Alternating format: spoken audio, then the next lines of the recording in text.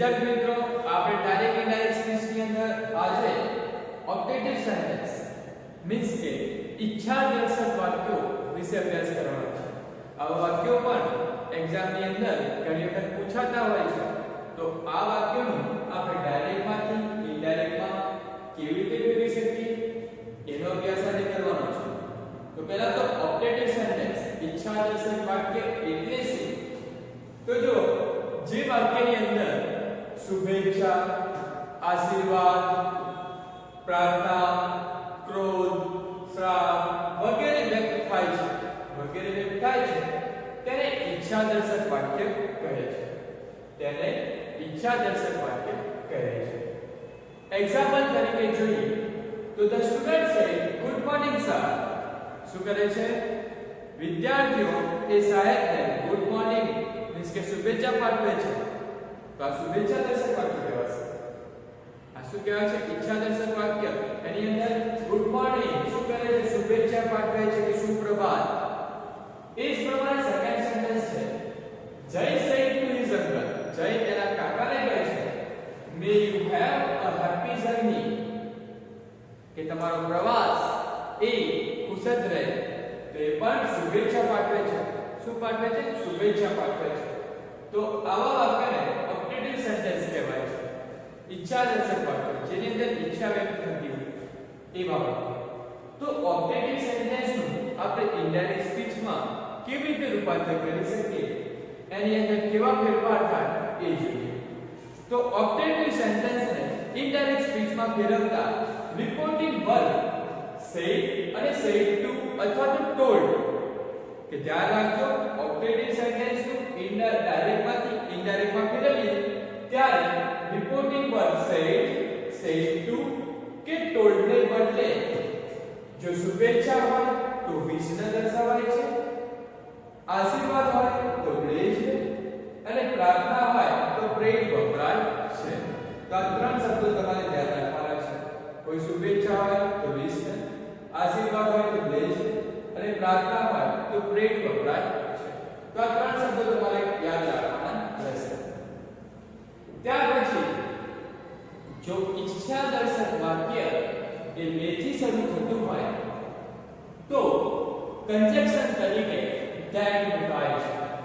ધ્યાન રાખજો અહીંયા પર ક્યારે જો વાક્યની શરૂઆત બે થી થઈ હોય તો જ કન્જક્શન તરીકે ધેટ મૂકવામાં આવશે. ત્યાર પછી ઈચ્છાદર્શક વાક્ય એ વિધાન વાક્યમાં ફેરવાશે.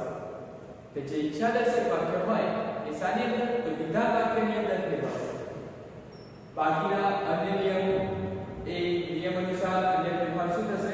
નિયમ અનુસાર ચેન્જ થશે. મીન્સ કે change of person, change of tense અને change of other parts of speech પ્રમાણે ચેન્જીસ થાય છે.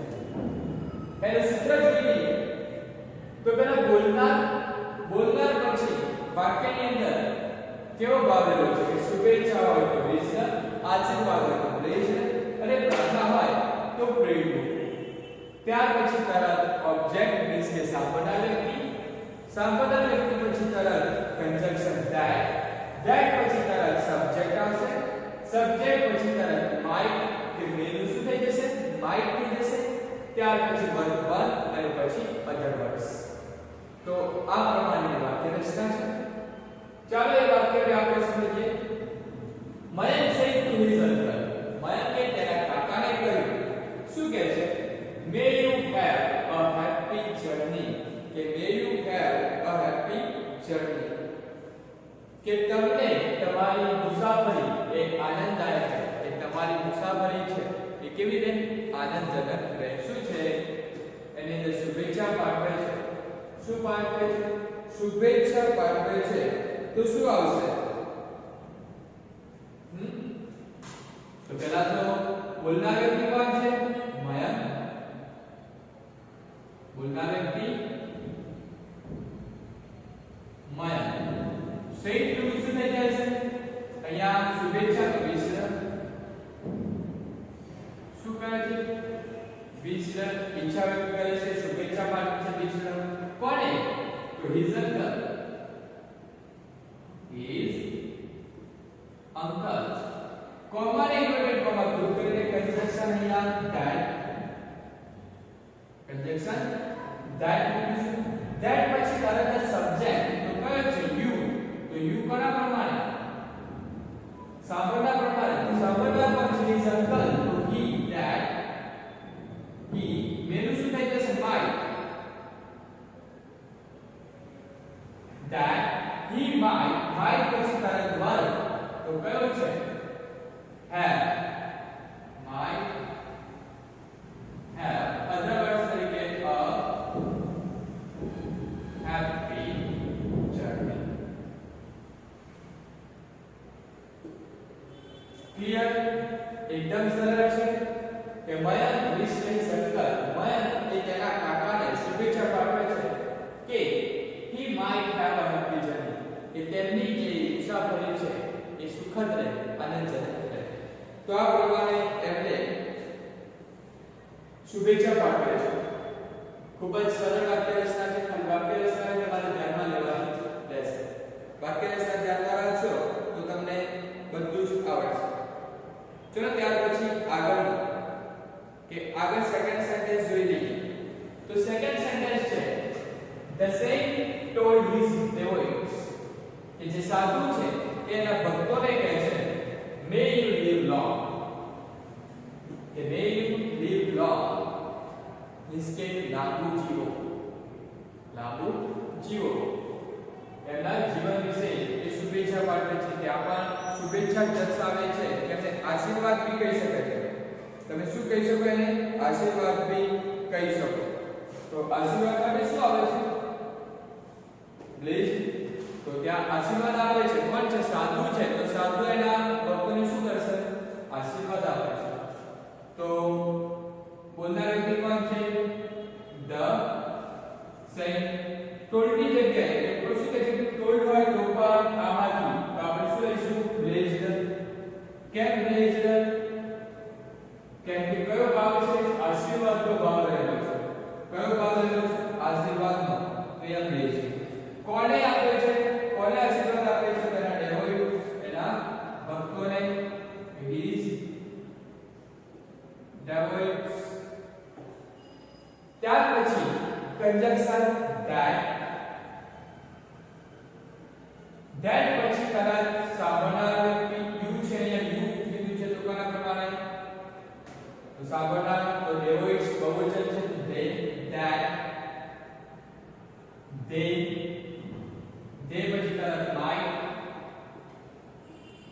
might live long છે ને એકદમ સરળ તો બસ આ પ્રમાણે તમારે વાક્યને એ ઈચ્છાદર્શક વાક્યમાંથી શેમાં ફેરવવાનું છે વિધાન વાક્યમાં ફેરવવાનું થાય અને જે નિયમો છે જે ચેન્જ ઓફ પર્સનના ચેન્જ ઓફ અધર પાર્ટ્સના આ બધા નિયમોને પણ તમારે આ વાક્યની અંદર ફેરફાર કરવાના છે તો આ પ્રમાણે આ વાક્યને આપણે ચેન્જીસ કરવાના રહે છે તો આ જોયા આપણે કે જે વાક્યોની શરૂઆત મેથી થતી હોય તેવા વાક્યો હવે આપણે જોવાનું છે કે એવા વાક્યો કે શુભેચ્છા દર્શક શબ્દથી શરૂ થતા હોય કે જે વાક્યની અંદર શું હોય તો વાક્ય નહીં હોય માત્ર શુભેચ્છા દર્શક શબ્દ હોય તો એ વાક્યનું ઇનડાયરેક્ટ સ્પીચમાં કેવી રીતે રૂપાંતર થાય એ જોવાનું છે તો ચાલો એને જોઈએ કે સૂત્ર એનું શું થાય એ ખાલી સૂત્ર યાદ રાખીને સરળતાથી તમને યાદમાં રહી જશે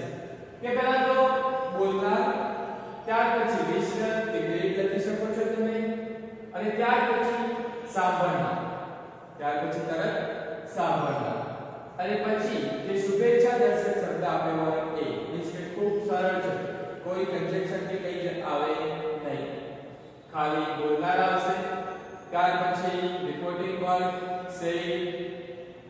say to કે told કે બદલે વિશ્વ કે ગ્રેડ આવશે ત્યાર પછી સાંભળનાર અને પછી શુભેચ્છા દર્શક શબ્દ રજૂ થાય તો એક્ઝામ્પલ જોઈએ તો સ્ટુડન્ટ સે ગુડ મોર્નિંગ સર સુપ્રભાત સાહેબ ખાલી શુભેચ્છા દર્શક શબ્દ આપેલો છે ગુડ મોર્નિંગ શુભેચ્છા દર્શક શબ્દ રજૂ થાય છે બીજા કોઈ સેન્ટેન્સ અંદર બીજા શબ્દો આવતા નથી જે અહીંયા છે બીજું વાક્ય મે વાળું કે may you have a happy journey એવું લાંબુ અલગ શબ્દો અંદર આવતા નથી માત્ર શું છે ગુડ મોર્નિંગ તો માત્ર એવું જ વાક્ય કે ખાલી શુભેચ્છા દર્શક શબ્દ જ હોય ત્યારે તો પહેલા તો બોલનાર કોણ છે? સ્ટુડન્ટ્સ.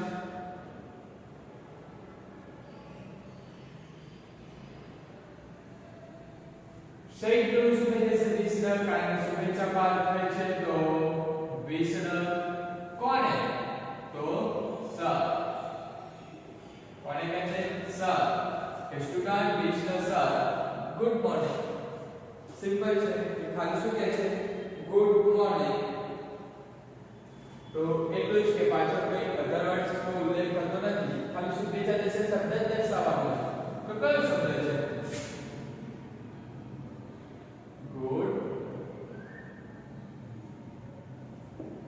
Good morning. બસ આટલું દર્શાવવાનું છે. Student Vishnu sir good morning. વિદ્યાર્થીઓએ શિક્ષકને શુભેચ્છા પાઠવી. સુપ્રભાત. સિમ્પલ. Each પ્રમાણ second a student told the chief guest goodbye. આવજો. તો ત્યાં પણ સ્ટુડન્ટ ટોલ્ડ ની જગ્યાએ પેડ લઈ શકીએ અથવા તો 20 લખેલું હોય તો પણ લઈ શકો છો. પેડ મીન્સ કહેવું, પાઠવવું, સૂચવવું, રજૂઆત કરવી એવા શબ્દોનો ઉલ્લેખ આનો થઈ શકે. કે students told the chief guest. કોઈ કંજક્શન કેવું આવતું નથી, માત્ર પાછળ જે શબ્દો હોય એ ગુડ બાય. ક્લિયર? ખૂબ જ સરળ છે. જો એક્ઝામ ની અંદર આવા વાક્યો પૂછાય તો તમારે આટલા સરળતાથી એને ઇનડાયરેક્ટ સ્પીચમાં કન્વર્ટ કરવાના રહેશે. તો આ વાત થઈ ઓપ્ટેટિવ સેન્ટેન્સ મીન્સ કે ઈચ્છા દર્શક અથવા તો શુભેચ્છા દર્શક વાક્ય. શું એ અંદર કોઈ શુભેચ્છા પાઠવી ઈચ્છા પ્રમાણે ક્યારે ઈચ્છા દર્શક વાક્ય કહેવાય, પણ અંદર શું હશે? શુભેચ્છા પાઠવેલી હોય. તો આવા વાક્યની અંદર ખાલી તમારે રિપોર્ટિંગ વર્બ સેડ ટુ અને કોલ્ડની બદલે વિષ્ણ અથવા તો બ્લેઝડ અથવા તો બ્રેડ, અને જો શુભેચ્છા દર્શક શબ્દ જ હોય માત્ર તો વિષ્ણ અને બ્રેડ થશે. અને આગળ બે વાળું સેન્ટેન્સ જોયું તો એની અંદર આપણે વિધાન વાક્યની અંદર એને ફેરવવાના રહેતા હોય છે. તો આવા વાક્યો છે. અહીંયા આપણે ડાયરેક્ટ ઇનડાયરેક્ટ સ્પીચની અંદર ટાઈપ ઓફ સેન્ટેન્સ પ્રમાણે બધા જ વાક્યો અત્યાર સુધી જોઈ લીધા છે. હવે આપણે જે મેઇન યાદ રાખવા જેવા મુદ્દા છે એની આપણે નેક્સ્ટ વિડિયોમાં ચર્ચા કરીશું. ત્યાર પછી આપણે એક્ઝામની અંદર પૂછાતા જે પેરેગ્રાફ છે એ પેરેગ્રાફ કેવી રીતે લખવા એ આપણે હજુ જોવાના છે. ઓકે, તો અહીંયા આપણે જે રૂલ્સ હતા આપણા સેન્ટેન્સ પ્રમાણે એ બધા જ અહીંયા ક્લિયર થાય છે. અહીંયા એ બધું જ કમ્પ્લીટ થયું. હવે આપણે જે થોડા મુદ્દા છે કે જે યાદ રાખવાના છે, મુદ્દાઓને ઉપર ધ્યાન આપણે આપીશું. Okay, thank you.